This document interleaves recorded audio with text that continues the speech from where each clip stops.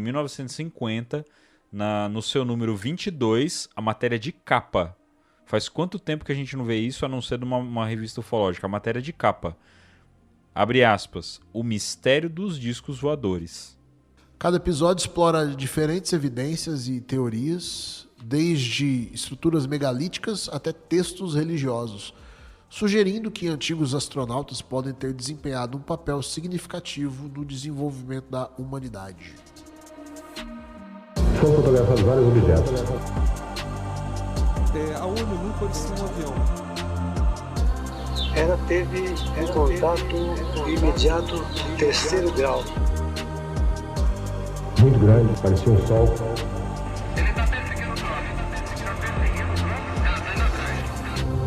A aeronáutica não divulga os resultados de suas investigações sobre objetos aéreos não identificados. Ela pegou e bateu assim no meu ombro, embaú, e seguiu o caminho.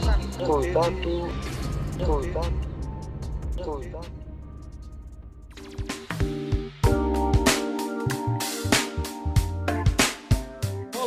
Olá, contatados e contatadas. Sejam bem-vindos e bem-vindas a mais uma edição do O Contato Podcast. O seu podcast de ufologia, que toda terça-feira está aqui para trazer muito assunto sobre paranormalidade, conspirações, assuntos militares, ufofocas e muito mais. Eu sou Vinícius Martins, mas pode me chamar de Vini. E lá, em Jaboti Revista, ou Jaboti Vista? Jaboti Revista. Jaboti Revistas. Gustavo Cornaccioni.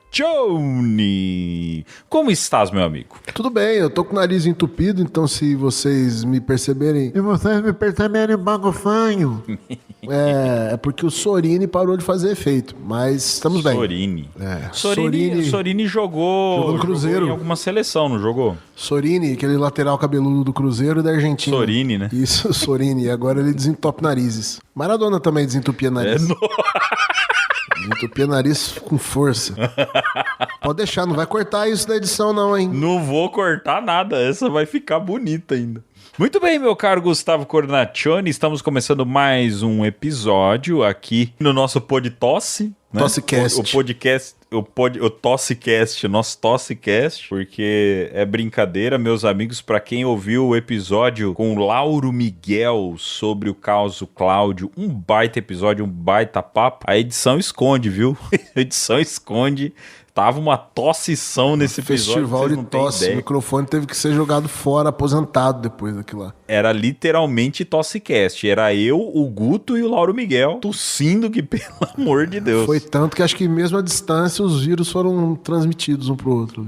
Foi complexo, Editar o episódio passado foi muito complexo por conta disso. Que era duas palavras uma tossida. Foi bem difícil. Mas saiu o episódio, foi um baita episódio. E um grande abraço pro Lauro Miguel, que já disse aí que parte 2, pode chamar ele que ele vem. E hoje eu tava sondando, Guto. Qual a distância daqui pra Cláudio, cara? Estou tentado a dar um pulinho lá em Cláudio. 15 confesso quilômetros. a você. 15, quanto? 15 quilômetros. 15 quilômetros de... Eu tenho uma noção de espaço muito boa. Dá pra perceber, dá pra perceber. São 6 horinhas daqui lá, dá pra ajeitar essa viagem aí. E no meio tem lavras, inclusive até fazer uma recomendação aqui pro pessoal, fizemos esse episódio no caso Cláudio, né? E o nosso amigo Morgan, do Projeto Contato Podcast, fez um episódio sobre um caso bem desconhecido de lavras, que é bem próximo ali de Cláudio, uma hora e meia de Cláudio. Pode crer. E um caso que aconteceu na década de 60, que pode ter documentação militar. Olha. Então seria mais um caso brasileiro que tem documentação militar. Então recomendo para vocês ouvirem esse episódio, ficou muito bom. É um episódio pra gente se aprofundar um pouco mais, depois até chamar o Morgan aqui, pra gente fazer aquelas análises, né, que a gente gosta de fazer aqui, e tentar algumas informações a mais sobre esse caso, porque eu não conhecia e é uma onda bem longa, tem vários avistamentos, muita coisa e envolve militares, então recomendo vocês ouvirem. Meu caro Gustavo Cornaccioni, vamos fazer aquele convite pro pessoal então? Começar o nosso convite? Convidamos você, nosso caro ouvinte, você que está chegando agora, não conhece o nosso podcast, muito prazer, eu sou o Vini, este é o Guto, você está no podcast O Contato, para você que está chegando agora, e se você já nos conhece, lembra de curtir, compartilhar, interagir com a gente por nossas redes sociais, por nosso YouTube, pelo nosso Instagram, pelo nosso Twitter, /X, né? E se você quer chegar mais próximo da gente, faça parte do nosso Apoia-se, apoia.se/O Contato Podcast, com um valorzinho bem baixo você já pode fazer parte da nossa comunidade e trocar uma ideia legal com a gente no nosso grupo do WhatsApp. E quais são as outras formas de nos apoiar, meu caro Gustavo Cornacchione? Você pode nos apoiar adquirindo nossas camisetas na loja O Contato Store. O endereço é reserva.inc/O Contato Store. Várias camisetas lá com a temática ufológica. Estão muito legais e promoção de lançamento da loja com 11% de desconto. Então, mas muito obrigado ao pessoal aí que já fez aderiu às primeiras camisas. O pessoal gostou bastante, né? Bastante gente do grupo de apoiadores e já mostrou que o produto tá legal. O pessoal tá gostando bastante. Então, se você não quer fazer parte do grupo de apoiadores, mas quer dar um apoio pra gente de uma forma diferente, vai lá. Compra uma camisa nossa, bota a nossa peita, marca a gente no Instagram, nas redes sociais. Tão bonito pra caramba. Estão muito bonitos. Não é porque é nossa não, gente. Realmente ficaram muito bonitas aí. A gente recebeu bons feedbacks e qualidade, né, Guto? O pessoal falou que a qualidade da camiseta ficou bem legal aí. Então, tá lá a nossa O Contato Store, beleza? E você já consegue adquirir a sua camiseta. E quem são os nossos apoios, meu caro Gustavo Cornacchione? Nós apoiamos o coletivo Cinerverso e a editora Kalima, duas iniciativas de quadrinhos nacionais, de super-heróis brasileiros. Inclusive, no momento, tem uma campanha no Catarse rolando, né, pra HQ Tropicães de Aluguel. Eu faço parte dessa HQ com uma história também. Se você quiser apoiar, tá lá catarse.me/Tropicães de Aluguel, Tropicães 01. Muito bem, muito bem. E também tem os nossos parceiros aqui do podcast que sempre aparecem aqui com a gente.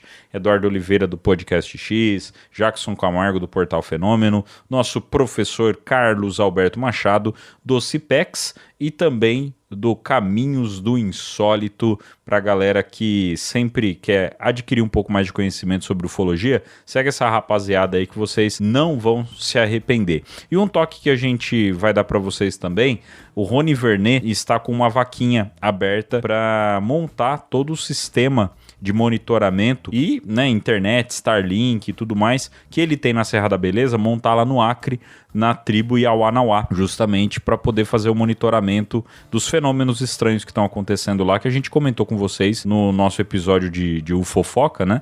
E a gente chegou a comentar, colocar o áudio dos indígenas lá. O Rony vai estar indo para lá nos próximos dias, né, pro Acre, e pediu essa ajuda de geral aí para poder montar essa vaquinha e fazer esse sistema lá para monitorar esse fenômeno que tem acontecido lá, que tá aterrorizando o pessoal e vem chamando bastante atenção. A coisa tá séria lá.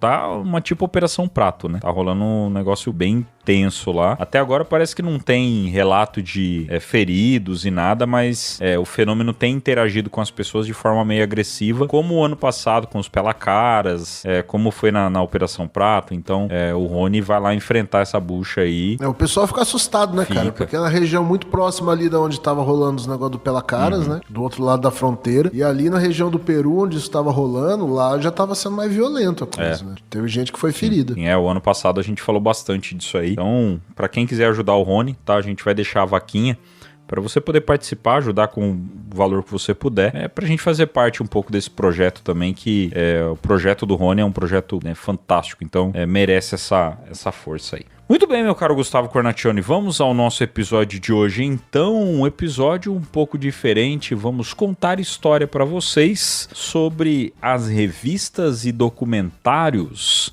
que marcaram a história da ufologia nacional e internacional.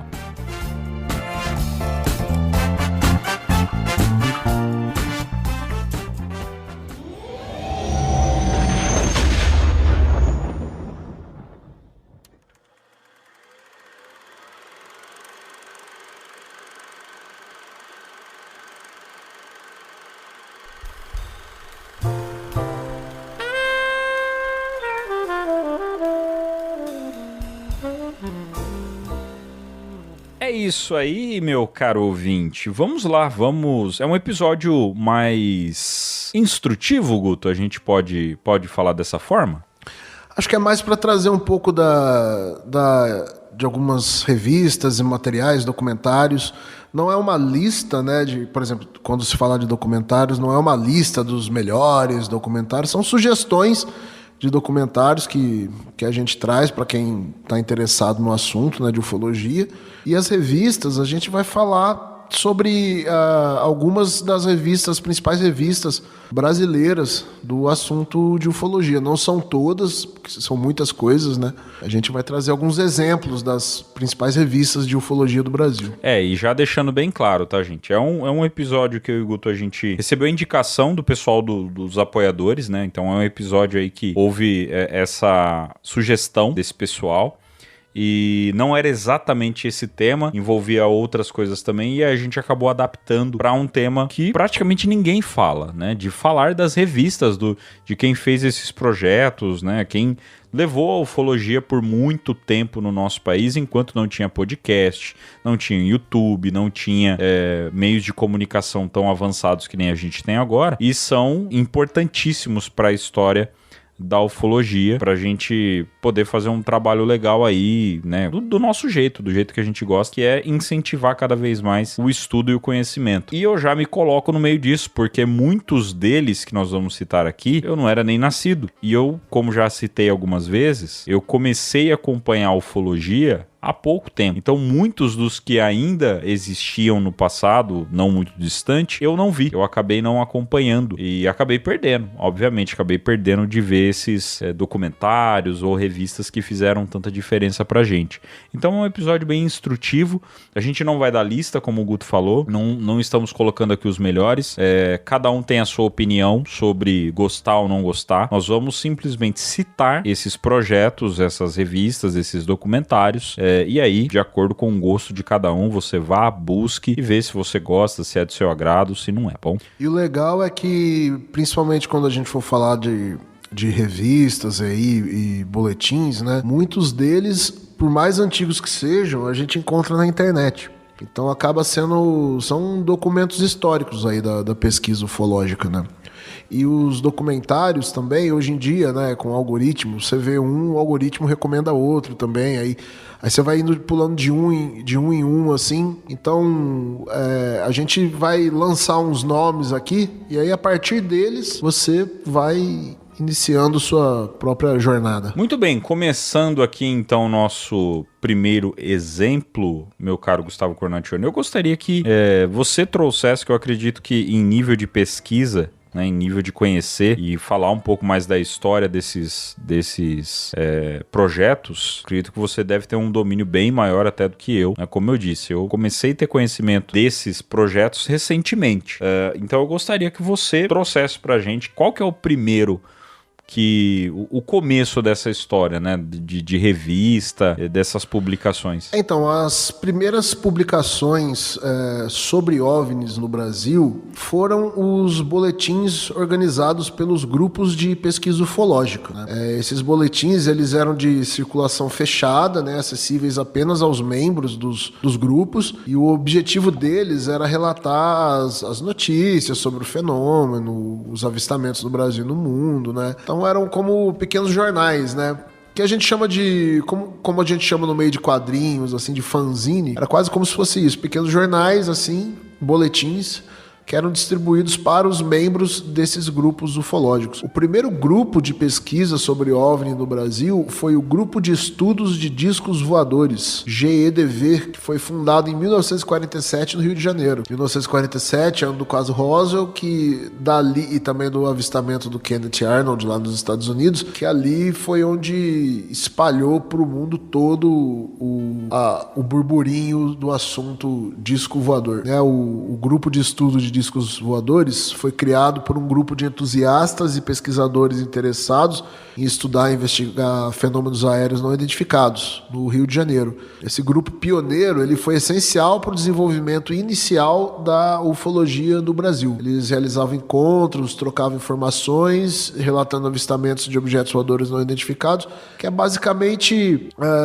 a dinâmica do que a gente tem hoje utilizando as tecnologias atuais, né? Os grupos de WhatsApp, os fóruns, por aí, né? Naquela época, o pessoal faziam os boletins, que era para manter todo mundo informado, e as reuniões presenciais dos grupos. A outra importante publicação fechada, em forma de boletim informativo, foi criada aí já na década de 50, né? Em 23 de dezembro de 57, pela Sociedade Brasileira de Estudos de Discos Voadores. Esse grupo ele foi dirigido por mais de 3 décadas pelo ufólogo Walter Biller, né? E ele produzia boletins informativos também, muito deles com mais de 100 páginas de análise e informações.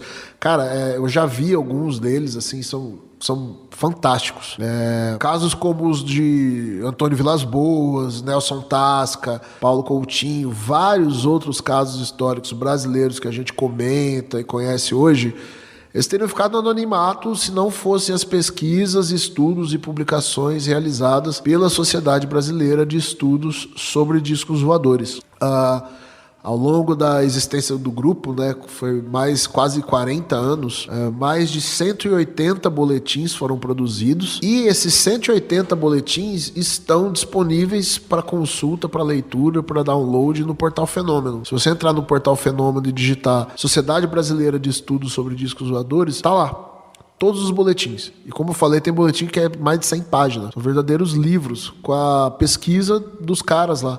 Esses boletins eles são reconhecidos internacionalmente pela comunidade ufológica e foram fundamentais também para construir o nome e a credibilidade que a ufologia brasileira tem no mundo todo. Então, como eu falei, todos esses boletins eles estão à disposição para leitura lá no Portal Fenômeno. Uma coisa que é interessante, né, Guto? Que é parar para pensar a época que isso tudo aconteceu, né, que teve a Sociedade Brasileira, né, que é a SBDV, e a primeira, né, dos boletins, né, a GDV no caso. É engraçado de pensar, hoje nós temos aí o WhatsApp, os podcasts, YouTube, a gente pode chamar o pessoal e falar, gente, a gente vai para tal lugar, vamos se encontrar lá, bater um papo, ver algumas coisas. Os vídeos são praticamente em tempo real, né, alguém viu uma coisa, já vai postar, já vai falar, isso é bem interessante. Imagina naquela época, sabe, toda a dificuldade. Então essa galera... Tudo era mais difícil, tudo mais difícil. Essa galera realmente estava afim. Eles estavam muito cara, afim. Eu me sinto até mal, sabe?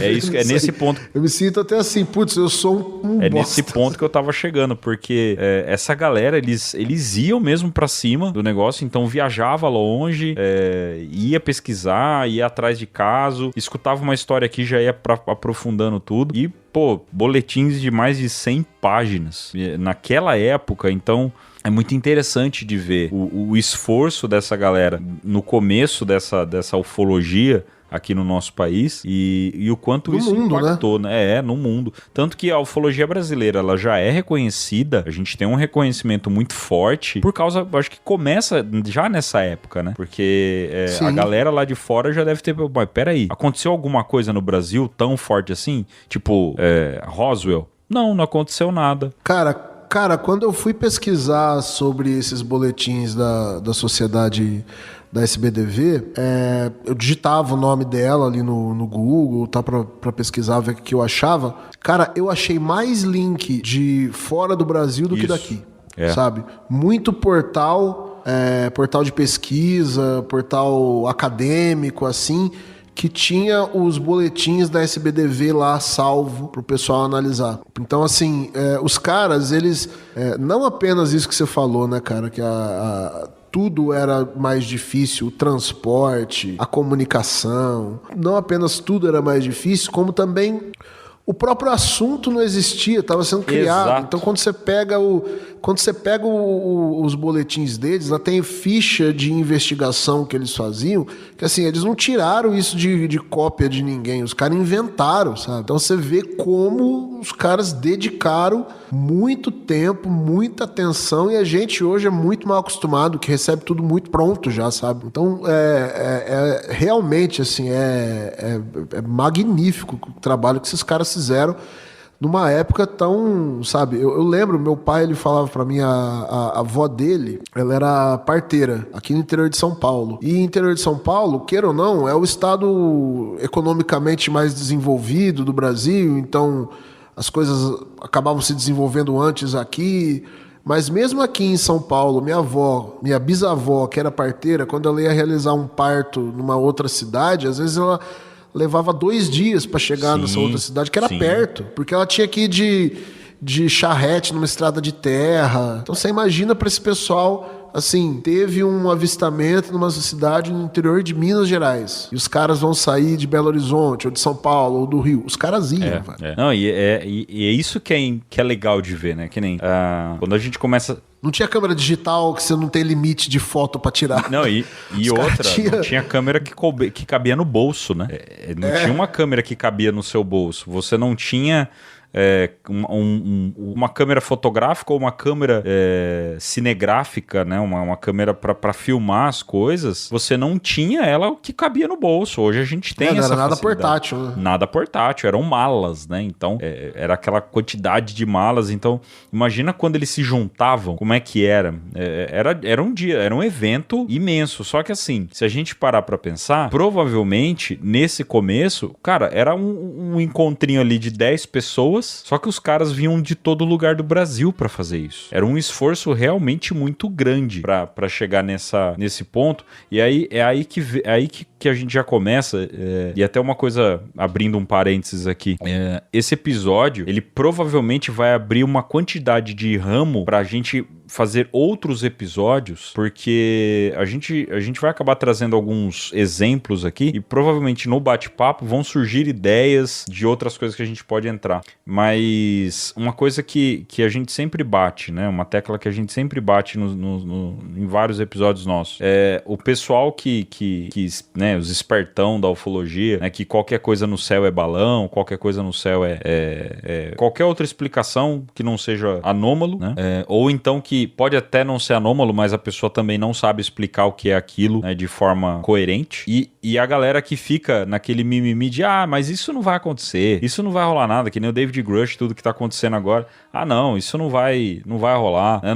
O jornal, olha o tanto de notícia que a gente trouxe, do tempo que a gente ficou sem trazer notícias, a gente precisou fazer um episódio quase de 2 horas só de notícias. E já tem mais coisa acontecendo. Já tem mais coisa. Aquele episódio já tá desatualizado. Né? Já tem coisa agendada agora pra julho. Né? Já tem audiência agendada pra julho. Só que é o seguinte, a galera fica, não tá acontecendo nada, não vai acontecer nada. Eu acho que é pura balela e tal. Cara, essa galera do começo da ufologia, eles realmente não tinham nada. Eles não tinham um vídeo do gimbal na mão pra ficar olhando e falando, cara, olha isso. Como que a gente explica isso? Eles não tinham fotos, tipo de um caso Cláudio, que são impressionantes. Ainda não tinha acontecido a Operação Prato. Então eles não tinham o depoimento do Coronel Felipe Corso. Não tinha podcast, não tinha programa de rádio, não tinha TV, não tinha ninguém falando do assunto. Era eles trocando ideia com eles ali. E eles indo ficava sabendo de um caso lá longe, né? Indo em cima pra tentar ver o fenômeno de frente. Eu acho que era isso que impulsionava eles, né? Tipo, cara, a gente não sabe, mas eu quero ver. E ia atrás, começava a perguntar, ia caçando, fazia vigília. Então, realmente foi uma época assim, esse começo da ufologia, ele é mágico. Eu chamo ele... ele bonito, né, cara? É bonito de ver. Bonito de ver. Cara, no portal Fenômeno tem os 180 boletins da Sociedade Brasileira. No primeiro, é muito legal, cara, porque no primeiro, que é de 1957, 23 de dezembro de 57, eles postaram ali olha só o que eu tô falando, isso. Né? Na linguagem, eles publicaram nesse boletim, né? Tipo, tem o decálogo da Sociedade Brasileira lá, né? Que é os 10 mandamentos deles ali, né? Mais ou menos. Onde eles publicam ali quais são os 10 pressupostos ali que eles acreditam e nas coisas, a maneira como eles vão trabalhar. Na terceira página, cara, olha só. Considerações sobre os aparecimentos de discos voadores no Brasil, noticiados no período de 17 de novembro de 57 a 8 de dezembro de 57. Ou seja, é menos de um mês. É um espaço de tempo de menos de um mês, de 57. Foram registrados 45 casos, sendo 1 em agosto, 4 em outubro, 35 em novembro, 5 em dezembro. Olha isso. 7 casos foram registrados sobre bases militares. 2 casos foram fotografados. Um caso foi filmado, estando o filme à disposição dos sócios. Um dos casos foi visto de bordo de avião, 2 casos coincidiram com defeitos no abastecimento de luzes da cidade onde se verificavam. Então, velho, olha isso aqui, cara. Dá pra fazer 40 episódios de podcast só com um boletim desses caras. No nosso estilão aqui de falar de boletim, falar de notícia, dá pra tirar muita informação disso. Ah, mas é coisa antiga, vai estar requentando, mas é legal pra gente poder ver o que aconteceu naquela época. É revisitar alguns casos que nem se fala. Que é como o exemplo que eu usei no começo do nosso episódio, de Lavras. É um caso... de 67, que provavelmente alguma coisa consta nesses boletins, porque envolveu militar, envolveu um monte de coisa, mas eu, particularmente, nunca tinha ouvido falar. Fui ouvir agora no episódio do Morgan da semana passada. Então, imagina o tanto de coisa que deve ter nesse boletim, que até pra ufologia atual, acaba passando batido. Hoje são poucos os ufólogos que realmente dominam o conteúdo desse tipo de boletim, né? A gente defende muito que a gente tem que andar, a gente tem que avançar. Tem um monte de coisa acontecendo e a gente tem que estar de olho nessas coisas que estão acontecendo. Mas esse tipo de material com boletim, com estudo ali, com um monte de informação, de coisa que nunca foi debatida, também tem que ser prestada atenção. Porque às vezes a gente acaba chegando em algum resultado. Então, pra galera que tá chegando na ufologia e quer levar um pouco mais a sério, é uma baita dica. Sim. Entra no portal Fenômeno. Eu acho que a gente pode até fazer o seguinte, né? Nessa parte aqui dos boletins, né, que a gente citou a GDV, citou a SCDV, enfim, mas tudo se resume em Portal Fenômeno, gente. Portal Fenômeno. Hoje é o lugar hoje da melhor fonte nossa, pra você poder... Pra galera que pesquisa caso, que quer ver casos, Portal Fenômeno. Então, a gente recomenda muito que vocês, pra quem quer estudar o fenômeno em si, que quer pesquisar, que de repente quer saber se perto da sua casa alguma coisa aconteceu, que, né, outras histórias, outros pontos de vista, Portal Fenômeno. E não só o portal, o site, o canal também do Portal Fenômeno. Sim. Porque os vídeos que o Jackson faz, ele faz trazendo informações como se fossem documentários. Então vale muito a pena você acompanhar esse tipo de conteúdo. Então nesses boletins, a fonte para achar isso aqui foi o Portal Fenômeno. É a principal fonte. Então é um trabalho que a gente tem que dar uma força. Não é porque o Jackson é parceirão nosso aqui, não, mas hoje é a principal fonte da ufologia que a gente tem, principal acervo que a gente tem sobre ufologia, tá lá no Portal Fenômeno. Então, quem puder sempre dá uma ajuda, segue o Jackson, compartilha, apoia principalmente. Tem vaquinha do Portal Fenômeno. Então, fica aqui a nossa recomendação para vocês sobre o Portal Fenômeno. Então, eu acho que o recado tá dado. Bom, houve outros grupos de pesquisa, né, que surgiram no Brasil ao longo do século XX e XXI e também publicaram seus boletins informativos. Sério, são muitos grupos.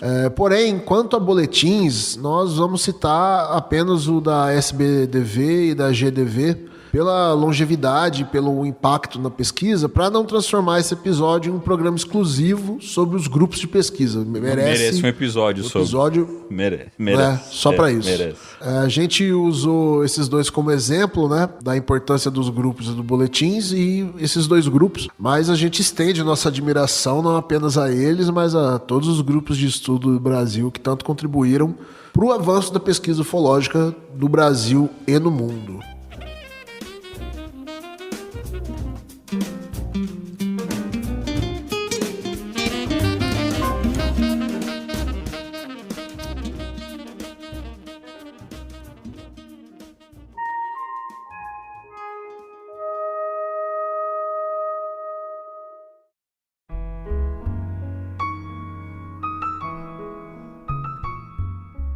Revistas a gente já começa a chegar em algo um pouco mais contemporâneo ou não, né? Já tem um bom tempo aí já também. Um contemporâneo ou não, tá? Revistas que a gente acabou tendo são várias, e assim como os boletins começaram ali já na década de 50, alguns boletins, as revistas também começaram. Então, o primeiro relatório que a gente consegue, né, primeiro documento que a gente consegue como revista, e até falo pra vocês, se alguém de repente fala, não, teve uma outra revista que meu avô mostrou pra mim que na década de 30 essa revista já existia e os caras já falavam alguma coisa, manda pra gente, porque é desconhecido, é uma coisa totalmente desconhecida. Então se tiver algo antes disso que você conheça, manda pra gente, porque é conhecimento que a gente quer. Então a primeira revista no Brasil a trazer reportagem sobre disco voador, então, não era uma revista ufológica, mas foi a primeira revista a trazer matérias sobre disco voador. Foi a revista O Cruzeiro. Essa revista ela é citada em vários episódios de vários podcasts sobre casos, sobre outros casos, inclusive esse de Lavras. A revista Cruzeiro fez publicação sobre o caso de Lavras. Cara, a revista Cruzeiro era muito grande, né? O pessoal não faz ideia do papel que ela teve. Mas era uma revista muito importante ali nos anos 50. Ela tratava meio que sobre tudo, sabe? Sobre todo tipo de assunto. Então, guerras ela cobria, política, economia, esporte. Era a revista tipo modelo, tipo revista Veja, essas coisas. Traz vários tipos de assunto dentro dela. E então ela foi a primeira a trazer matérias sobre o assunto. Sim.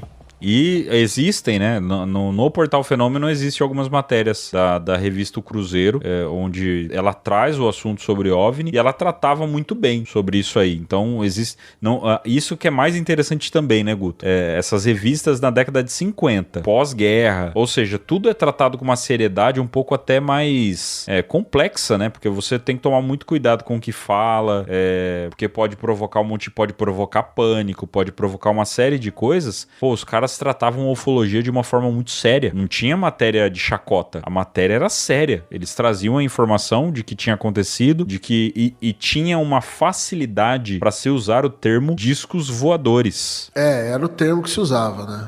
As matérias elas tinham um tom de curiosidade, né? Só que não de ridículo. Então não trazia aquele comentário sarcástico no final. Para vocês terem uma ideia, a revista Ciência Popular, em 1950, no seu número 22, a matéria de capa. Faz quanto tempo que a gente não vê isso, a não ser de uma revista ufológica? A matéria de capa. Abre aspas. O mistério dos discos voadores. Esse era o título da revista. Há quanto tempo a gente não vê uma matéria assim em qualquer tipo de portal que não seja de ufologia? Acaba ficando aquela coisa meio vaga, né? Por exemplo, na semana de gravação desse episódio, saiu uma matéria sobre... O Acervo Nacional, ele tem mais de 850 casos registrados no Acervo Nacional, na Biblioteca Nacional, que tem acesso, todo mundo pode ter acesso. Tem mais de 850 casos ali de objeto voador não identificado. Desde essa época. Só que, como o Guto disse, a SBDV, em um período de menos de 6 meses, pegou 40 casos, mais de 40 casos.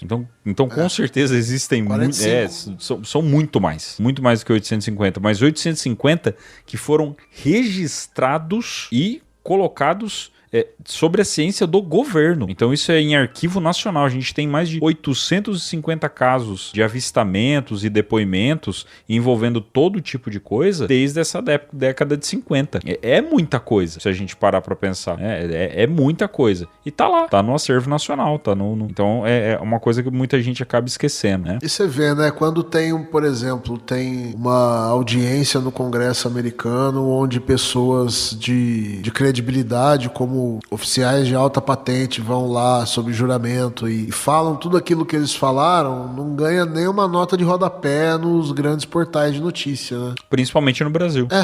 Aqui nem sai nada. Então isso que fica curioso. E olha que legal, o tema ele continua ganhando destaque na pauta popular e chegou ao auge a partir do caso da Barra da Tijuca, que aconteceu em 52. Os jornalistas da revista O Cruzeiro deram testemunho de que viram discos voadores, ilustrando e para ilustrar o depoimento, eles usaram fotos, para vocês terem uma ideia. Anos depois, as fotos foram consideradas fraudes. Se eu não me engano, é o OVNI, né, da Barra da Tijuca, que causa uma briga até hoje, essas fotos aí, mas tem controvérsias. Tá? Tem gente que fala que é verdadeiro, tem gente que fala que é fraude. Sim. E na década de 50, a revista Cruzeiro divulgou 58 matérias sobre o tema, contribuindo para suscitar ainda mais as discussões do país. Ou seja, praticamente todo mês tinha uma matéria nessa revista. Por 10 anos. Por 10 anos, todo mês tinha uma matéria na revista referente aí ao fenômeno OVNI. Então, só pra gente ter uma uma ideia de como que esse começo da ufologia brasileira ela era forte, né? Com revistas, com pesquisadores. Então, ali durante os anos 50, 60 e 70, o que acontecia? Os grupos de pesquisa criavam seus boletins, mandavam alguns desses boletins para as revistas, e essas revistas, quando julgavam interessante, talvez tivessem sem algum outro assunto, ou às vezes acharam interessante mesmo, iam lá e publicavam, né? Então, até a década de 70, era isso que se tinha. Eram grupos criando boletins, trocando esses boletins entre os membros e enviando esses boletins como clipping de notícia, assim, né, para as revistas, para as rádios, né? E foi assim até os anos 70, até a revista Planeta. Você fala dela, Vinícius? E que revista, né? Cara, a revista Planeta, eu acho que é talvez uma das maiores perdas. Eu não sei se ela não é publicada mais, né, a revista Planeta. Cara, ainda existe o portal da revista Planeta na internet. Se a revista é publicada, eu creio que não. A gente não encontra mais em banca. A gente não encontra nem em banca, né? Foi em 2020, né, que ela acabou sendo descontinuada. A última edição da revista Planeta foi a número 548. Olha o número de edições que essa revista teve. E, cara, a revista Planeta era fantástica. Ela era fantástica não só por ufologia. A revista Planeta era uma revista de ciência, então ela trazia tudo, né? Ela trazia desde a parte de astronomia e física e tecnologia, mas ela tinha até esoterismo, parapsicologia, então ela era muito aberta. Ela era uma revista muito aberta para isso. Eu acabei pegando o finalzinho dela, vi poucos fascículos da revista Planeta, mas era fantástica, assim. Era uma das principais da época aí. Né? Uma das publicações mais importantes, né, da construção da ufologia brasileira aconteceu na revista Planeta, né? E foi uma publicação mensal na editora 3, que circulava no Brasil desde 1972 e abordava esses temas, né, como ciência, ufologia, parapsicologia. Tá? A Planeta foi a primeira revista da editora 3, que era proprietária da famosa Isto É, né? E ela foi criada como uma versão brasileira da Planet, né? Ou Planet, né? Pois ela era francesa, né? Ela foi criada em 1963 por Louis Powell e Jacques Berger. Peguei vocês. Então a revista Planeta era uma versão dessa revista francesa. Ela foi inspirada na revista Planet de 1963, né? Uma revista francesa. Sim. Ela foi a porta-voz de um movimento de renovação intelectual chamado Realismo Fantástico, que é isso falando da Planet na França, né? Essa revista fazia furor lá na França. Inclusive, a França é um dos poucos países na Europa que olham bem para a ufologia até hoje. Até hoje eles têm eles são mais inclinados à ufologia. Por conta, obviamente... Tem astrônomos lá bem sérios lá que estudam o assunto. Sim, e por conta, obviamente, né? Essa revista influenciou muita gente. Assim como a revista Planeta fez um papel muito grande na ufologia aqui no nosso país, essa Planet fez na França. E era uma cópia da outra. Hoje não tem mais nenhuma das duas. Mas tem os boletins, né? Deve ter boletim na internet ainda da revista Tem Planeta. As versões digitalizadas das revistas, com certeza se encontra, né? Sim. Aliás, uma dica pro pessoal aí, se você quiser pesquisar revistas, não apenas do Brasil, mas do mundo todo, se você entrar nas bibliotecas nacionais, né? Tipo a Biblioteca Nacional aqui do Brasil, todas elas vão ter um setor de hemeroteca. Hemeroteca é um acervo de revista e jornal. Então você pode ir lá botar os filtros ou pelo nome da revista, se você não sabe o nome, pesquisar por ano, por local. Então você encontra muita coisa. Bom, e a revista Planeta, né, ela foi lançada no Brasil em 72, durou aí até 2020, né? 2019, né? Foi muito importante, marcou uma geração. Mas uma outra revista muito importante para a gente citar é a revista OVNI Documento.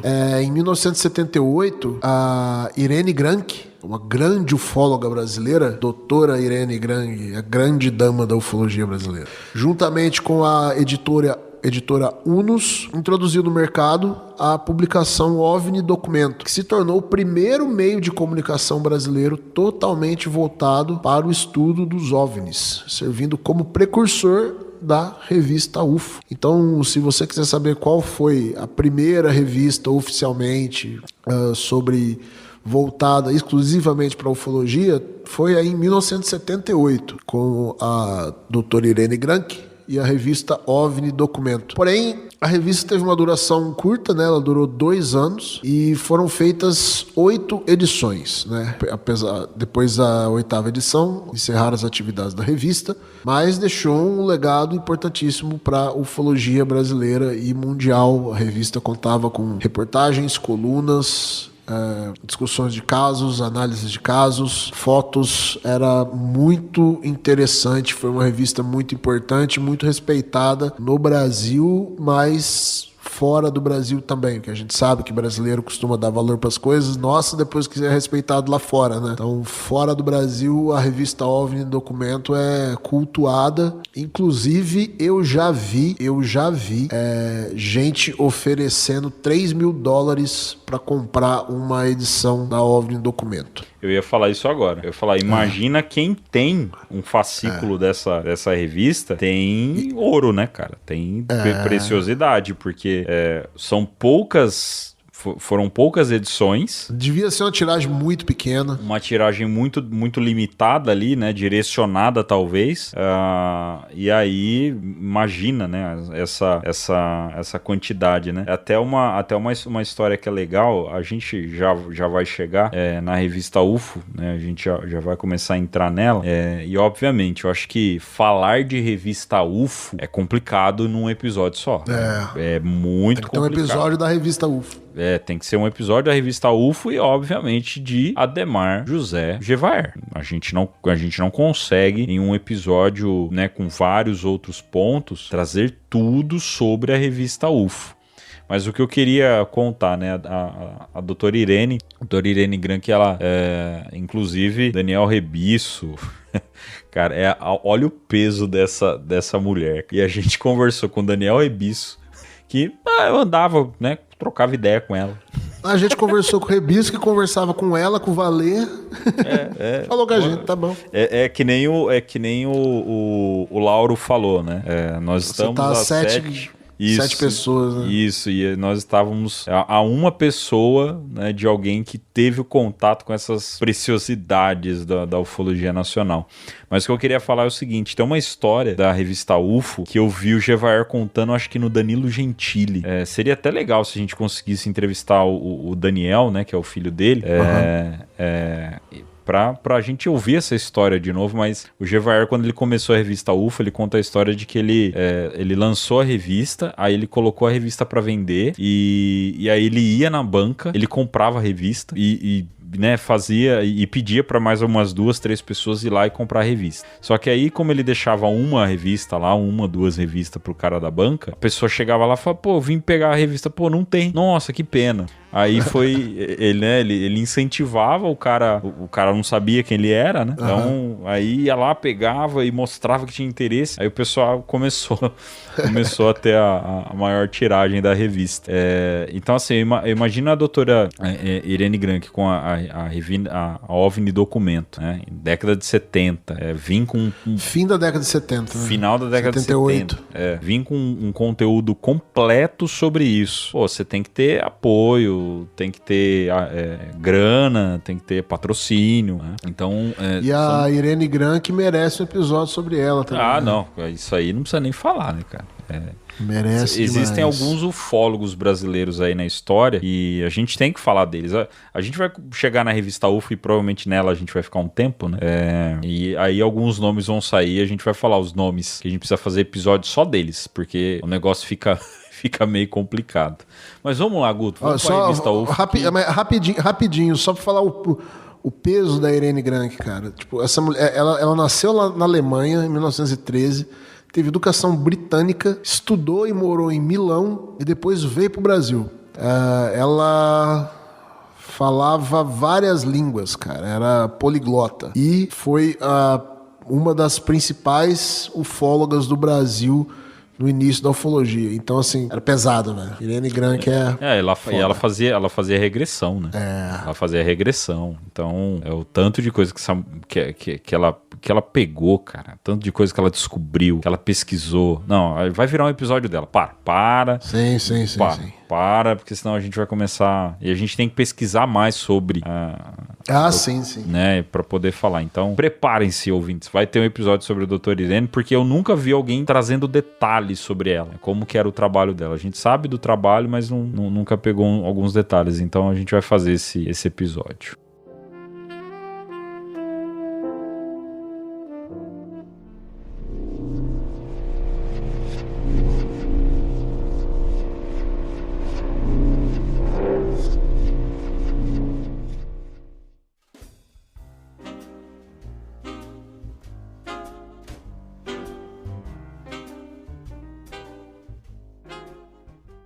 Revista UFO, meu caro Gustavo Cornacchione. Essa aí eu já sabia suar o nariz já.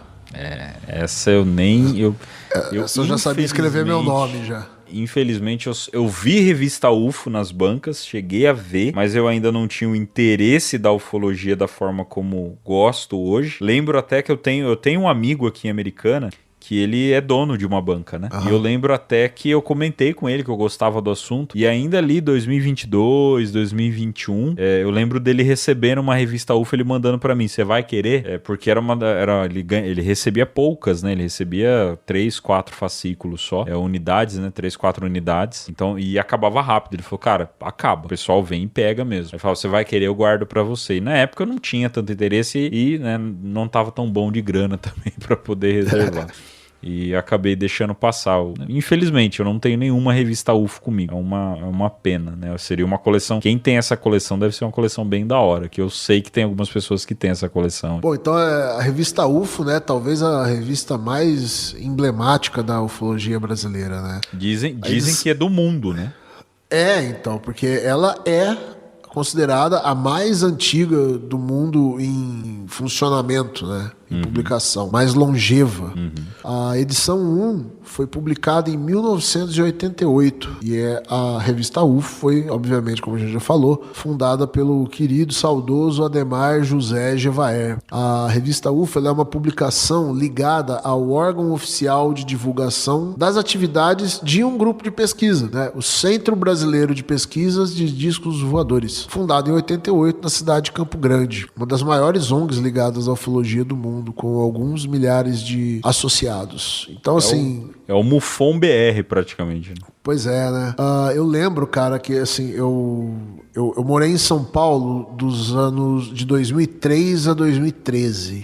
E pegando o metrô todo dia, andando pra lá e pra cá, eu me lembro de várias vezes eu estar, assim, dentro do metrô, né? Num período que, assim, você não tinha smartphone, então você não tava fuçando rede social nem nada. Você tava ou lendo um livro, ou ouvindo música, ou lendo uma revista. E eu comprava muito a revista UFO, velho. Pegava a UFO numa banca lá e... Eu pegava, às vezes, nem me interessava muito o que era o assunto, o que tinha na capa. Eu comprava porque era UFO. Eu sei que eu ia ver alguma matéria lá interessante, alguma coisa que era legal... Eu lembro era engraçado, cara. Às vezes eu sacava uns olhares assim, né? Tipo, tinha uma pessoa ali lendo.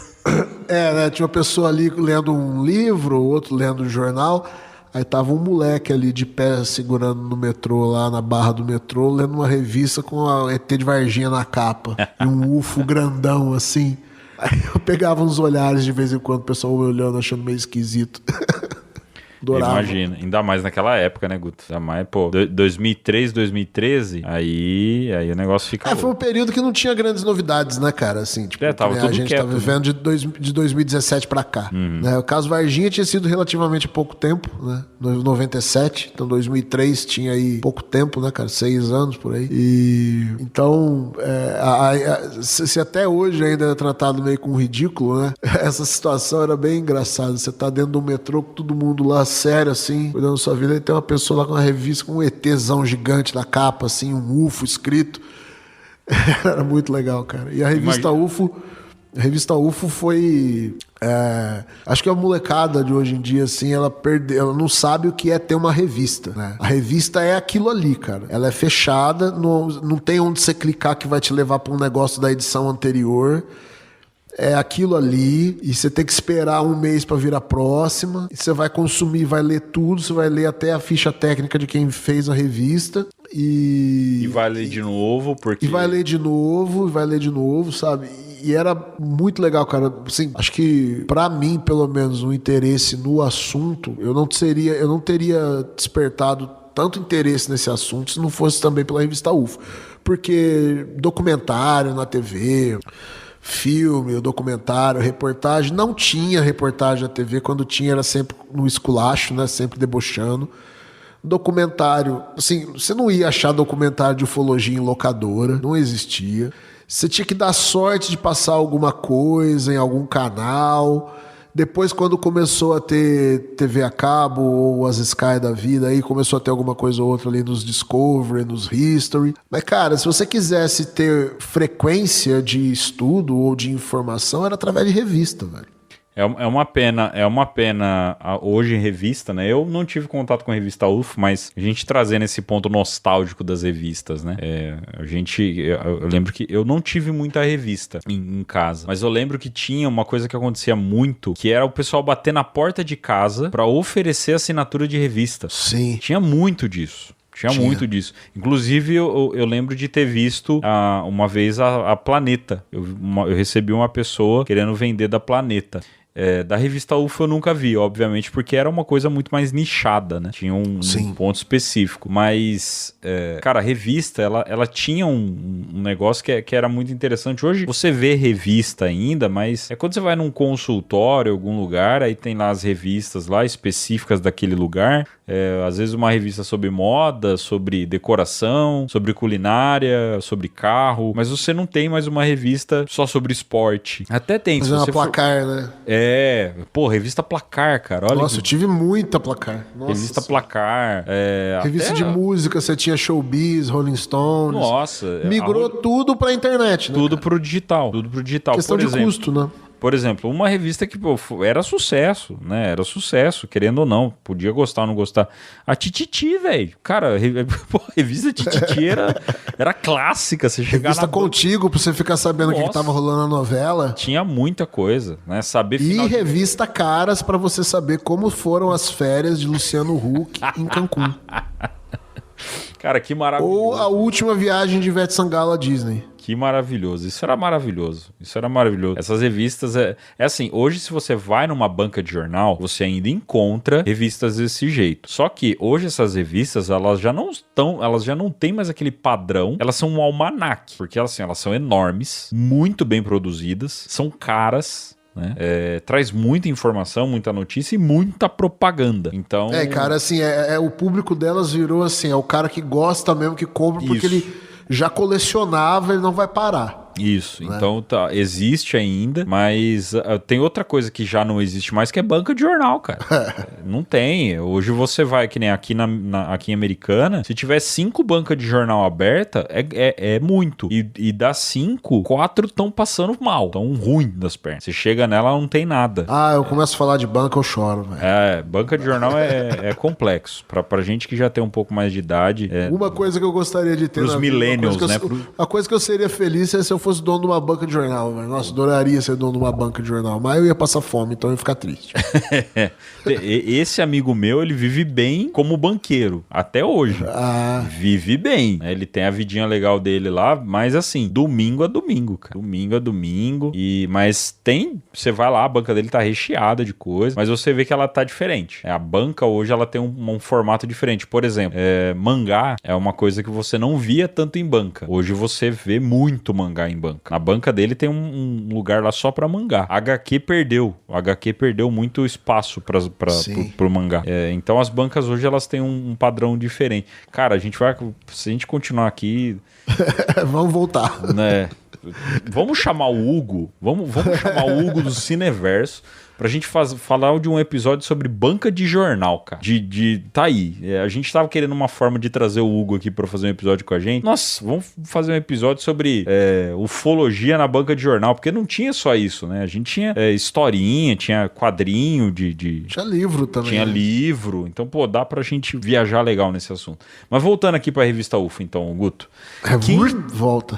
Dá um rebobina aí. Quem escreveu na revista UFO, só pro nosso ouvinte, só esses nomes, tá? Então, ufólogos e pesquisadores que já escreveram para UFO, né? Então, é uma pequena lista, são muito mais, tem muito mais nomes do que esses, mas só para vocês terem uma ideia. De colaboradores internacionais. Jacques Vallée. Só. Começa aí. Só esse. Então, Jacques Vallée era um colaborador recorrente, já assinou várias matérias na UFO. Não tá bom para você? Dr. Alan Hynek, o homem do projeto Blue Book. Então, Alan Hynek também já escreveu para a revista UFO. O físico nuclear canadense e ufólogo Stanton Friedman, um dos maiores estudiosos sobre o caso Roswell. E também o Dr. Michael Salla, além do historiador e ufólogo Richard Dolan e do britânico Nick Pope. Então, esse aqui é uma lista de colaboradores internacionais que já escreveram para a UFO. E no Brasil, além do saudoso Gevaer, também temos um timaço, né? Com o Marco Antônio Petit, o Tiago Tiquete, que é o atual editor da revista UFO, Claudeir Covo. Um outro nome aqui que outro nome que talvez vocês não conheçam, Carlos Alberto Machado, né? Um abraço. Carlos Alberto Machado, nosso professor, também já escreveu bastante para UFO. Jackson Camargo, nosso amigo, o Marco Aurélio Leal e o Edson Boaventura Júnior. A revista UFO, ela segue ativa atualmente como portal na internet. A última publicação física dela foi o número 287. De 2021. Os planos para a volta da publicação impressa sofreram um grande revés com a morte precoce do nosso querido Gevaer em 2022. Porém, o filho do Gevaer, do Ademar Gevaer, Daniel, e o atual editor, Tiago Tiquete, estão trabalhando para a volta da publicação impressa da revista.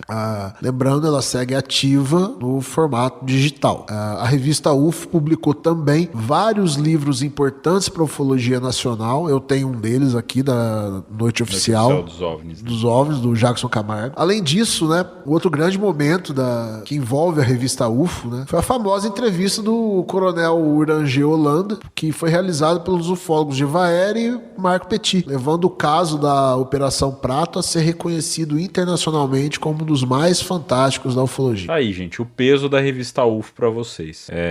Como eu disse, acho que a gente teria que... Talvez a gente pode até fazer isso, né? Pegar o Hugo do Cineverso pra gente falar da revista UFO, porque o Hugo também curte, né? Da revista Hugo. Da revista Hugo. Porque a gente teria muita coisa para falar só da revista UFO, né? De várias matérias importantes que ela trouxe, casos que ela acabou trazendo, levantando. Fora os eventos que a revista UFO... Um dos últimos eventos da revista UFO, que foi o Congresso de Ufologia que aconteceu em São Paulo em 2021, teve a presença só do nosso amigo Travis Walton. Verdade. Na última, e era pra eu ter ido, eu perdi a chance de ver Travis Walton, talvez conversar com Travis Walton e Gevaer, cara. Perdi essa chance. Bigode bonito, o Travis Walton. Bigode lindo, vermelho. Que bigode a caju. Perdi essa chance. E depois, né, quando veio a notícia fatídica, né, da passagem do Gevaer, nossa, foi uma tristeza gigante, porque eu falei, putz, perdi. Nossa, fiquei triste, velho. Perdi a chance. Aconteceu, eu fiquei triste também. Como falamos, o Gevaer a gente tem que fazer um episódio só sobre ele. Quem sabe a gente consiga trazer, ou o Thiago, acho que a gente consegue. O Thiago já falou com a gente, já topou gravar com a gente. Aí é questão de agenda, né? A gente queria gravar um episódio meio maluco com o Thiago, vamos ver. vamos deixar no ar aí. Vamos ver o que vai acontecer. Mas tem o Daniel o Daniel Gevaer, que é o filho do Gevaer, que tá buscando ali retomar a revista UFO e na mídia física, né? Então era um cara também que a gente poderia tentar conversar com ele, trazer ele aqui e falar um pouco mais sobre a revista UFO, sobre o Gevaer, sobre como é a história da revista UFO, como que é o peso da revista UFO, né? Mas, gente, mas os caras vão ficar falando da revista UFO o episódio inteiro? Poderia, né? E as outras revistas? Cara, tem outras revistas. Mas por que tanta revista UFO? Porque 70%, 80% da galera que curte ufologia hoje no Brasil foi influenciada pela revista UFO. Isso é 287 edições, né, gente? Então isso é inegável. Não. Isso é inegável. Né? Hoje não tem quem é da ufologia que não tenha pego uma revista UFO na mão. Não tem. Então, assim, não tem como a gente chegar na revista UFO, só falar, foi uma revista aí só e passar. Né? A gente acaba se emocionando um pouco mais pra falar dela. Mas nós temos hoje revista saindo hoje, tá? Revista sendo publicada hoje, nos dias de hoje, e que fazem um trabalho muito legal também, que é o pessoal da revista OVNI Pesquisa, que tem ali a idealização, né? Quem comanda ela, né? Que é o rosto da OVNI Pesquisa, que é o Paulo Barak Werner, comanda ela ali, né? É o editor, né? É o editor principal, né? Mas tem outras pessoas junto ali com ele. Então tem o Edson Boaventura, é um grande apoiador da OVNI Pesquisa, o Albert Eduardo, Felipe Kling, Cláudio Suenaga. Cláudio Suenaga é um outro cara que faz umas pesquisas bem interessantes sobre arqueologia. Manda muito bem referente à questão arqueológica. O Felipe Kling tem o Mundo Gump também, né? Um site legal pra caramba. Então tem uma galera bem forte aí da revista OVNI Pesquisa, né? Então ela é mais nova, né? Começou não faz muito tempo, mas ela é ligada ao CIPFANI, que é o Centro de Investigações e Pesquisa de Fenômeno Aéreo Não Identificado, que foi criada em 91, para vocês terem uma ideia. Então a OVNI Pesquisa ela só é a idealização desse projeto como forma de publicação, né? Publicação, tá? Então é uma revista nova. Para vocês terem uma ideia, ela está na 18ª edição dela agora. Então dá pra você conseguir as revistas dela até hoje, todas as revistas você consegue, é muito novo, dá pra conseguir muito material e tem muita gente boa ali envolvida. Mas é isso, Guto, revistas no nosso país, pelo menos, né, a gente não vai trazer revista internacional, então tá aqui a recomendação. Lembrando, até a revista UFO, você vai encontrar boa parte delas online, algumas coisas, né, eu já achei muita coisa da revista UFO, muito conteúdo da revista UFO online. Em sebo, você vai encontrar bastante coisa. Você vai encontrar também. Edição antiga da revista UFO eu já encontrei, online e em sebo. A OVNI Documento, se você achar, fale com a gente em off, né? Não vai falar pra ninguém que você achou ela. A Planeta também vai encontrar em sebo e tal. E os boletins você encontra no Acervo Nacional. E a OVNI Pesquisa, você consegue comprar ela hoje, os fascículos dela. É a revista hoje de tiragem atual, né? A revista UFO, como a gente já falou, ela não parou, mas ela só tem online. Você consegue acompanhar as matérias dela online, pelo Instagram, né? E assim, gente, escreve revista UFO, você vai chegar em qualquer lugar da revista UFO.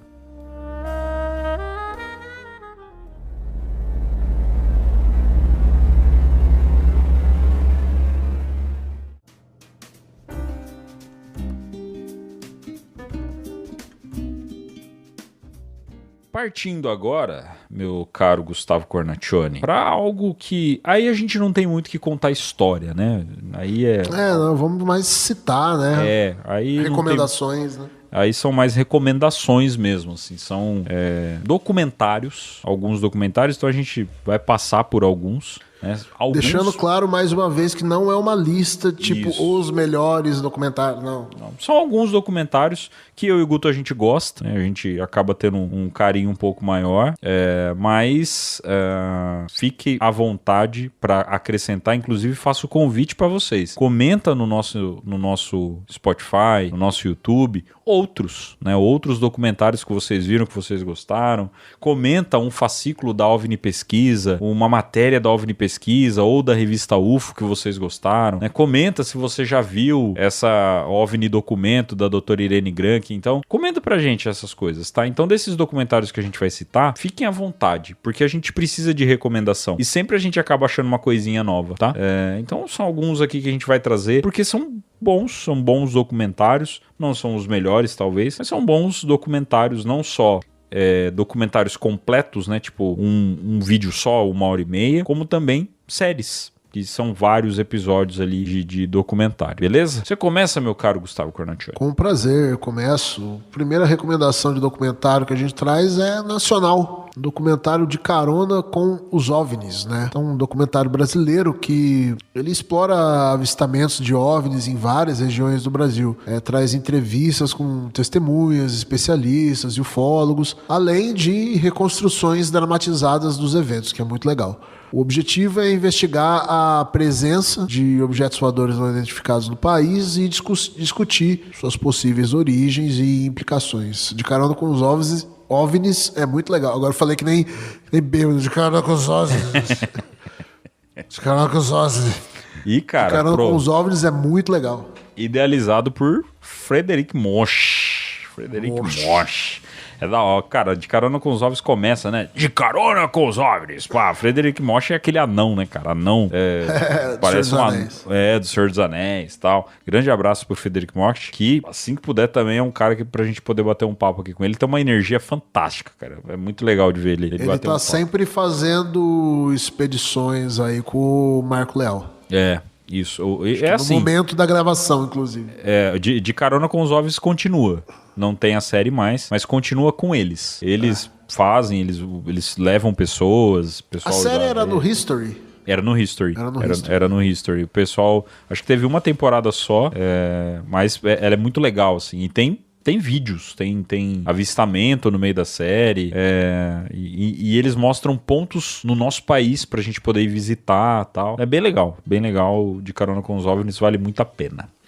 Esse outro, já falamos dele aqui algumas vezes e recomendamos mais uma vez, Dossiê Chupacabras, que é um documentário que investiga o misterioso e mítico, né, chupacabra, uma criatura supostamente responsável por ataques a animais em várias partes das Américas, especialmente em Porto Rico e no Brasil.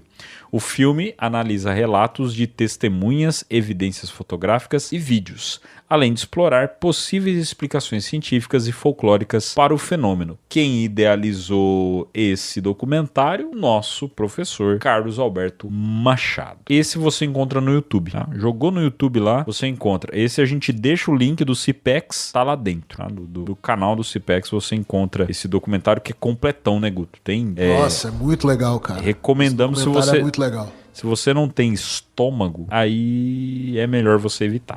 Porque tem algumas coisas ali que são um pouco tensas. Porque é um documentário sobre os ataques do chupacabra, né? Então tem as cenas dos animais que foram atacados, mutilados e tal. Então tem umas cenas que são não dos ataques, mas do corpo do animal depois, né? Então tem umas cenas que são bem gráficas, assim, mas é sensacional. Muito legal.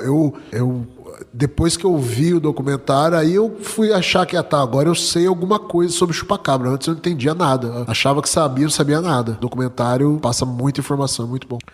O próximo aqui também tem disponível no YouTube para quem quiser ver. Só que não é um documentário feito assim, pensado em ser um documentário, né? É um episódio de um programa que marcou época, né, no Brasil. Linha Direta, Operação Prato. Então é um documentário em forma de programa baseado na famosa Operação Prato, investigação oficial da Força Aérea Brasileira sobre avistamentos de OVNIs na região amazônica, principalmente em Colares, no Pará, na década de 70. E Linha Direta, né, foi um programa de TV que trouxe à tona novos detalhes e depoimentos sobre esses eventos, revelando a seriedade com que os militares brasileiros trataram o avistamento. E esse episódio é muito legal porque a Globo fez uma dramatização bem legal ali, então é muito legal, né? Porque a gente ouve, tem o vídeo do Coronel Holanda falando, a gente fala com o Rebisso, a gente lê livro, ouve os relatos e tal. Agora é muito legal você ver o negócio encenado ali, né? Não, inclusive, eles encenam a entrevista do Holanda, né? Exato. Tem a entrevista que o Holanda dá pro Gevaer e pro Petit, eles recriam a entrevista. É, né? muito legal. Então, o ator com a camiseta da mesma cor, a iluminação do mesmo jeito. Então, aquilo lá é É bem legal, cara. Eu acho que é o mais... Assim, eu lamento até que queria... Se o Brasil fosse um país que tivesse uma produção audiovisual com mais incentivo, quanta história a gente teria pra estar fazendo filme, né? É muito legal você ver ali no... Claro que era uma produção ali do fim dos anos 90, então... aliás, começo dos anos 2000. Sim. Então tinha suas limitações, né, pra produção e tal. Mas você vê que fizeram um negócio bem feito, assim. E é muito legal você ver ali os militares chegando na cidade e tudo mais. Dá vontade de querer ver mais, sabe? Quando termina aquele episódio, eu queria mais 3 episódios sobre isso aí. E tem depoimento de testemunha, né? Aparecem algumas testemunhas do caso. A doutora Velaide. Isso, é muito legal. Até fazendo aqui um parênteses, o Linha Direta, existem outros casos e você encontra no YouTube, tá? O Linha Direta tem o da Máscara de Chumbo, que é muito legal também. Também, cara. E o da Máscara de Chumbo é muito legal, cara. Porque o Valê, ele veio pro Brasil estudar o caso da Máscara de Chumbo. E aí eles botam o Valê, né? Aparece o Valê falando lá, eles foram entrevistar o Valê falando sobre o caso. E eles metem um ator francês fazendo o Valê também ali, né? Só que o ator francês é um puta galanzão enorme, musculoso, sabe? E o Valê é um carinha mirradinho, assim. Um carinha esmirrado, como diria o Lauro Miguel, né? Mas meteram um ator francês bronzeadão lá. Tipo, é legal você ver ali, tipo, o Valê chegando no lugar onde estavam os corpos lá e tal. É bem legal. Não, o Linha Direta, ele era uma produção muito boa. Eu acho que existem outros casos ufológicos do Linha Direta, mas eu não tô lembrado. Eu não tô lembrado também, não. Eu lembro que tinha o do Edifício Joelma, que esse me traumatizou. Esse eu não gostava de ver, não. Porque ele tinha, acho que ele tinha caso com assombração também, né? O Linha Direta. Cara, não era nem pela questão de assombração. Era a ideia de um prédio pegando fogo e eu estar lá dentro me apavorava. Não era nem a questão de assombração. Era isso que já me bastava. Cara, Edifício Joelma é que não entra muito no papo ufológico, mas no paranormal entra, né? Dá pra gente dia até falar sobre isso. Eu gosto muito de falar sobre Edifício Joelma. Porque onde o prédio foi construído antes já tinha história, né? E eu tenho, né, como eu sempre falo pra vocês, fiz treinamentos, ministrei muito treinamento de brigada de incêndio. E eu usava o vídeo do Edifício Joelma como exemplo, né? Porque tem um filme que é um filme sobre o Chico Xavier, só que ele usa o Edifício Joelma, porque o Chico Xavier psicografou, né, as vítimas do Joelma. Só que no meio do filme eles usam as imagens reais, cara. É atormentador o negócio, é atormentador, assim. Então eles vão mesclando, né, as imagens reais com a interpretação, tal, com a produção, mas é muito chocante. E falar do Edifício Joelma é muito interessante, assim, é um negócio bem interessante. Então, quem sabe um dia a gente... Esse eu não vou nem falar, um dia a gente faz um episódio. Quem sabe, né? Num momento nosso a gente... Eu também falo, quem sabe um dia. Quem sabe um dia a gente fala sobre isso. Internacionais, agora indo para os internacionais. Tem mais BR? Tem um monte, gente. Tem um monte de documentário brasileiro sobre ufologia. Em breve, esperamos que em breve venha o do Lauro Miguel, do caso Cláudio. Isso, nossa, vou adorar colocar ele nessa lista aqui. Então, tem vários outros, mas esses são os brasileiros aqui. Internacional, obviamente, tem muito mais. Tem muito mais do que os brasileiros, tá? Mas no meio do internacional tem um brasileiro. É muito louco, é muito louco isso. É muito louco. Então, Porque é Brasil, porra. Isso aí. Aí agora, esse eu falo, a gente não tá fazendo recomendação, né? A gente tá fazendo só a listinha aqui, recomendando, mas esse eu recomendo muito, que é o Eram os Deuses Astronautas. Ele que é baseado no livro homônimo de Eric von Däniken. Este documentário examina a teoria de que os extraterrestres visitaram a Terra no passado distante e influenciaram civilizações antigas. A produção apresenta evidências arqueológicas, mitológicas e textuais que poderiam sugerir a presença de seres de outros planetas na Terra em tempos antigos. Uma recomendação que eu faço para vocês: nós não trouxemos livros nesse episódio, porque nós estamos pensando em fazer um episódio sobre livros também, tá?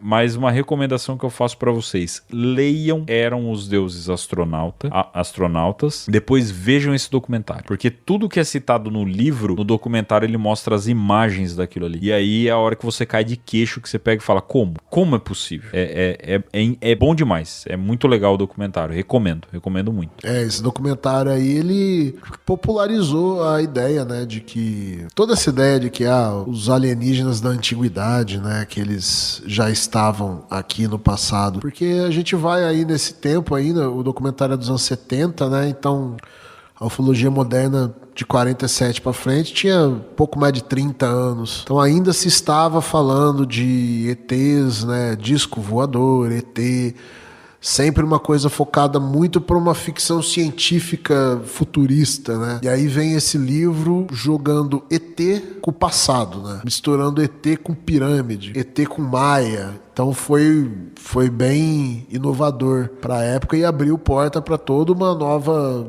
linha de estudo dentro da ufologia. E falando de passado, meu caro Gustavo Cornacchio. Alienígenas do passado, né? Ancient Aliens. É uma série documental popular que examina teorias sobre visitas extraterrestres à Terra ao longo da história. Então, assim, é algo que veio bem depois do Eram os Deuses Astronautas, mas que meio que continua, né? A ideia que eles lançaram lá atrás. Cada episódio explora diferentes evidências e teorias, desde estruturas megalíticas até textos religiosos, sugerindo que antigos astronautas podem ter desempenhado um papel significativo no desenvolvimento da humanidade. Isso aí é clássico do History Channel, né? Esse é clássico. Isso aí é pra você assistir numa quinta-feira comendo uma fatia de pizza. E o mais legal, né? Daí nasceu o meme gigante, né? Aliens. O bom e velho Tsúcalos. Bom e velho Tsúcalos. É o cara que idealizou, né, o documentário. E aquela imagem, né, do cara com o cabelo todo bagunçado. Aliens. Veio daí. Mas ainda assim, é um documentário bem legal porque ele explora... A série, né? A série documental. Ele explora o Eram os Deuses Astronautas. Então, eles vão nos lugares onde são citados no livro e outros lugares onde você vê monumento, estátua. Por exemplo, agora a gente está tendo de novo o debate sobre as múmias do Peru lá, né? Porque está tendo uma pesquisa em cima delas, tá? O debate está começando a ficar meio acalorado, ficar interessante, mas seria facilmente um episódio de alienígenas do passado, porque sim, é um objeto do passado, é uma criatura ali do passado e seria uma prova, uma possível prova da visita de seres do passado aqui e tal. Ou de uma outra espécie que se desenvolveu paralela aqui. Ou de uma outra espécie que conviveu, né, em conjunto com os seres humanos e tal. Obviamente seria um motivo de um episódio de alienígenas do passado. Mas a série ela tem as suas controvérsias, às vezes os caras passam um pouco do limite, mas é uma série muito boa. Recomendo legal aí, porque dá uma emoção assistir. É gostoso. Eu acho que ela tem mérito de ter popularizado o assunto, sabe? Com certeza. Por mais que, às vezes, de uma certa forma que não ajude muito, deixar talvez o assunto um pouco meio forçado e incentivar a galera a achar que é besteira, principalmente quando eles forçam um pouco a barra e passam um pouco do ponto. Mas queira ou não, era uma série falando sobre o assunto, num canal de grande audiência, muito popular, virou meme. O negócio vira meme é que popularizou, né? Então... Esse documentário agora, eu acho que, pro momento, seria o mais importante, talvez, Guto? Aí sim, trazendo a importância. Esse eu acho bem legal, cara. Esse eu acho que talvez é o mais da atualidade, é o que tem trazido um pouco mais deixando a galera um pouco mais intrigada, que é o Hunt for the Skinwalker, né? É um documentário... Caçada pelo Skinwalker. Isso. É um documentário que investiga o Rancho Skinwalker, obviamente. É, né, um local em Utah, Estados Unidos, famoso por fenômenos paranormais e avistamentos de OVNIs. O filme, no caso o documentário, baseia-se no livro de George Knapp e Colm Kelleher, né, explorando a história do rancho, relatos de estranhas ocorrências e investigações científicas conduzidas no local. Esse documentário ele já passou por várias mudanças, então ele teve a primeira versão dele, que é quando o o Bigelow comprou o rancho e aí foi feito, né, o documentário, essa primeira versão do documentário, que são as primeiras pesquisas ali, tá? Então eu não sei quantas temporadas tem nessa primeira parte. O Bigelow participa do documento da série, enfim. E agora, depois que ele foi vendido, né? Qual que é o nome do proprietário agora, Guto? Me fugiu aqui. É o Brandon Fugal. O Brandon Fugal. Ele que tem patrocinado agora a nova fase dessa série. E que assim, o Hunt for the Skinwalker original é um documentário, um filme. É um documentário só, é um filme só. Aí depois dele transformaram em série. E agora, nas últimas semanas, saíram algumas declarações falando que eles vão começar a soltar umas coisas mais pesadas de lá. Então, cara, no episódio dessa semana que eu vi, velho, teve um negócio que foi muito louco, cara. Porque eu vou falar aqui. Eles já tinham captado em algum momento lá, por imagens e sensores, que tinham um negócio, uma formação estranha no céu ali em cima de onde eles estavam, mas que eles não viam, mas que indicava sinais ali. Aí eles fizeram um experimento, né, com uma equipe lá especializada em lasers, né, disparou um laser pro céu, e esse laser, mano, assim, pro negócio ir muito alto mesmo, assim, muito, muito, muito alto. Só que o laser, velho, ele batia em alguma coisa e parava ali, como se tivesse alguma coisa barrando aquilo lá. E aí os caras assim, pô, pera aí, que não é pra estar acontecendo. Já aconteceu isso alguma vez com você? Não, a gente trabalha com esse negócio há muitos anos, nunca aconteceu. E você vê claramente que o laser bate alguma coisa ali e não sobe, ele acaba ali. Só que não tem nada ali. E depois chega um ponto que aquele laser, o lugar onde ele tá batendo, você vê que ele tá meio que se dividindo em dois, assim, ele gera duas pontas. E aí os caras são muito loucos, eles falam, tá, peraí, vamos lançar um foguete lá, sabe? Então, sério. Eles tinham um foguete lá. Aí eles resolvem botar o foguete bem embaixo, né? O negócio vai rente onde tá o laser ali. Fala, bom, se tiver alguma coisa ali, o foguete vai bater naquele negócio, vai explodir, vai acontecer alguma coisa. Eles lançam um foguete que é pro negócio subir na vertical. Aí ele começa a subir e ele desvia sozinho. Não é pra acontecer isso. Não é pra ele subir e mudar de direção. É pra ele subir na vertical, linha reta. Aí ele vai subindo, antes dele chegar onde tá o laser, ele desvia. Ele pega uma diagonal assim e vai pro lado. E depois, né, os caras foram ver pelas imagens lá de outros sensores aí que estavam captando lá no central de comando deles, cara. Velho, é muito louco a imagem, velho. Os caras estão dentro de um, sei lá, de um vórtex, assim, ali, cara. Tem as imagens, tá? É o último episódio que saiu essa semana. Os caras estão dentro de um vórtex ali. E como que faz pra assistir, Guto? Porque eu mesmo não sei como que faz pra assistir. Tá saindo nos Estados Unidos, né? No momento, acho que no Brasil ainda não saiu. Mas esse trecho, por exemplo, o próprio History disponibilizou no YouTube. É um vídeo de 9 minutos desse último episódio, que vai desde eles falando o que aconteceu, né? Uma vez a gente percebeu que tinha algo em cima, os caras montaram o laser, dispararam, até a imagem dos caras ver o momento que eles veem que tem um vórtex aqui em volta. Então esse vídeo, esse trecho de 9 minutos está no YouTube, completo. O episódio inteiro. Ou você vai, a pessoa vai, não vou incentivar ninguém aí a fazer pirataria, né? Mas vocês entenderam o que eu quero dizer. Ou então você vai esperar, ou talvez usar um VPN, né? Que você, através de VPN, você consegue ter acesso ao History lá dos Estados Unidos, e aí você vai assistir no History, no streaming do History Channel americano. Ou então vamos ter que esperar para ver passar no History daqui. Mas esse trecho que eu falei, ele tá disponível no YouTube já. A gente publica o link depois no Instagram. Muito bem. Então esse é um dos, acho que hoje é o mais chamativo, né, pra galera assistir. Bom, e o último, Guto, é uma grata surpresa, né, cara? Eu curti. Eu particularmente curti. Eu gostei também. Gostei bastante desse documentário aqui, que é Brasil, né, pô? É Brasil. O documentário Moment of Contact, do diretor James Fox. Esse documentário relata um evento específico de contato extraterrestre, conhecido para todos nós como o caso Varginha, né? E ele traz testemunhos de pessoas que afirmam ter tido encontros diretos com seres alienígenas. O filme ele fornece uma visão detalhada desses encontros, explorando as consequências e as implicações de tais eventos na vida dos envolvidos e na compreensão do fenômeno OVNI. Bom, esses documentários que nós citamos, eles cobrem uma ampla gama de fenômenos relacionados a OVNIs e encontros extraterrestres, explorando desde investigações oficiais e teorias antigas até relatos de eventos paranormais contemporâneos. Moment of Contact. Rapaz, o que o Pacatini vendeu esse documentário, moço do céu. Legal que o Pacatini, ele fala o inglês perfeitamente na hora Isso. dele. Mesmo que ele está falando em português, na hora que ele vai falar o inglês, ele fala... Então, veja bem, quando saiu o documentário Moment of Contact... Eu adoro isso aí, cara.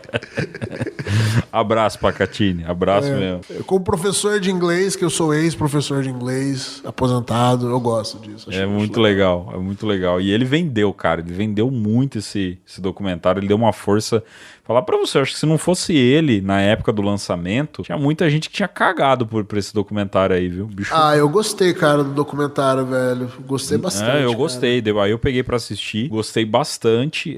O James Fox, é legal de ver o James Fox espantado, né, cara?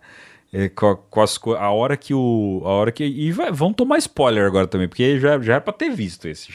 Esse é BR, cara. Já. Esse é documentário BR. Pra quem não viu, veja, porque vale a pena. Mas na hora que eles vão atrás do suposto parceiro, né, do Marco Elixerese, e o cara falando que não vai falar... Como é que é o nome do cara? Eric? Eu não lembro. Eu não lembro como que é o nome dele. Mas o James Fox espantado, ele falou, mas como assim? O que tá acontecendo? Porque o cara começou a debater e ninguém falava com o James Fox e não traduzia pra ele. O cara falava assim, ele tá falando que se a gente não sair daqui, ele vai atirar. É muito bom, cara, é muito bom.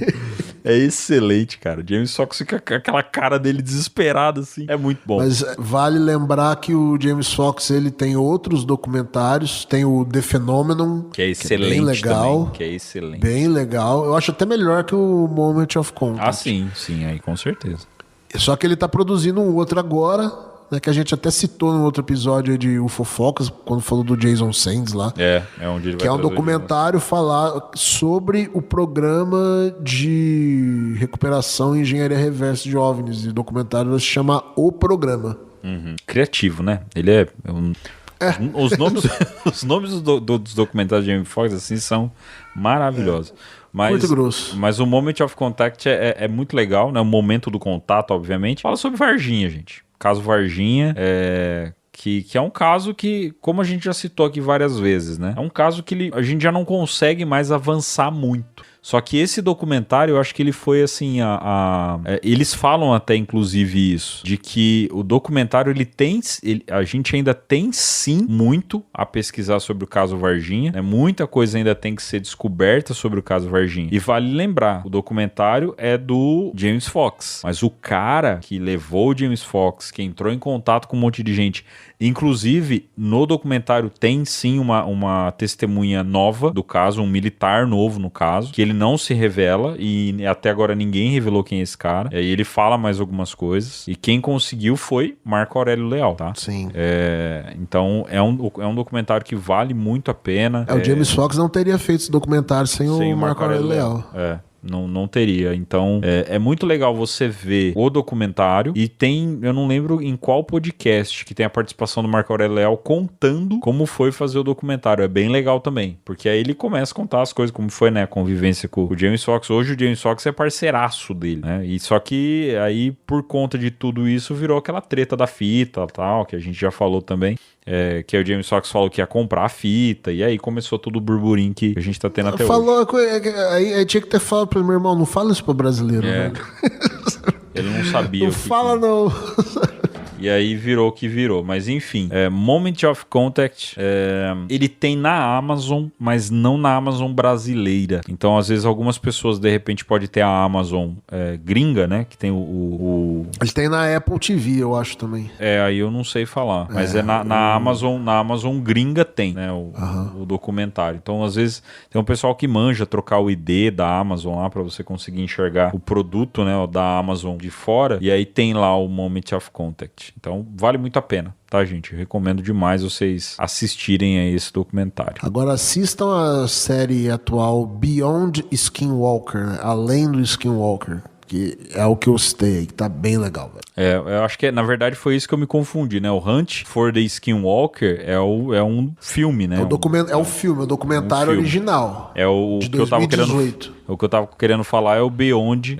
Isso. É esse aí. É esse aí mesmo. Que eu acabei confundindo.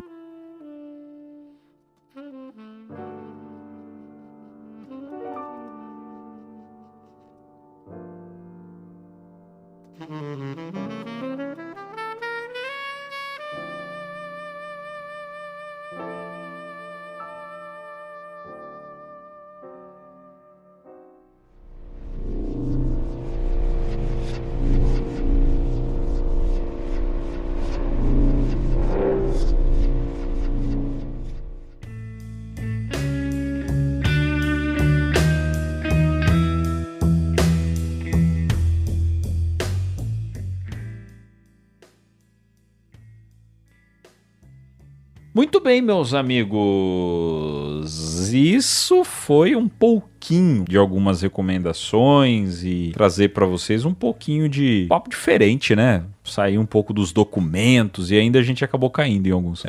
Mas sair um pouco dos militares, dos documentos, né? Falar um pouquinho da cultura pop da ufologia e onde a gente pode acabar buscando conhecimento, como diria um velho amigo da ufologia.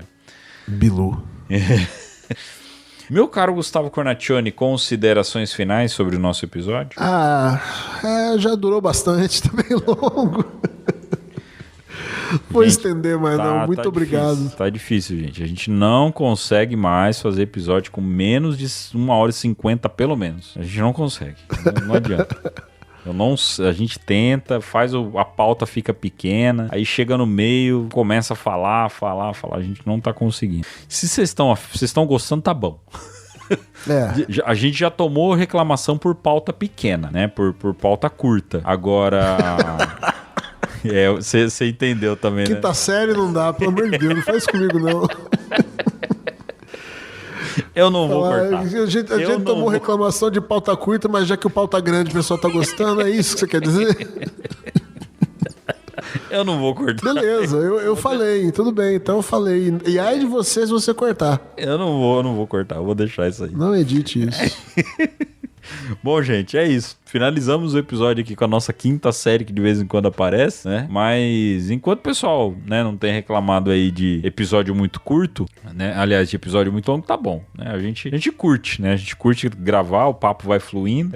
Eu e o Guto parece que a gente fala mais quando tem do que quando tem convidado. Só eu e o Guto.